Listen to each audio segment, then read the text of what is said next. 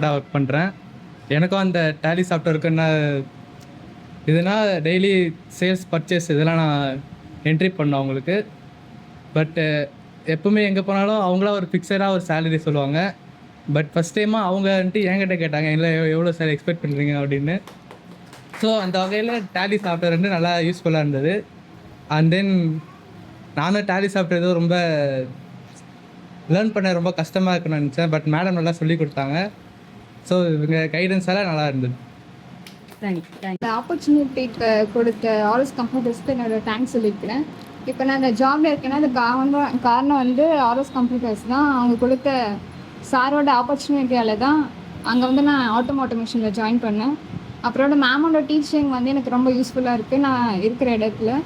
அப்புறம் இந்த ஆப்பர்ச்சுனிட்டி அப்புறம் இவங்களுக்கு இன்னும் கவர்மெண்ட் ப்ராஜெக்ட் கிடைக்கணும், அதுக்கப்புறம் இவங்க இன்னும் சக்ஸஸாக இருக்கணும்னு என்னோடய விஷஸை நான் தெரிஞ்சுக்கிறேன். தேங்க்யூ.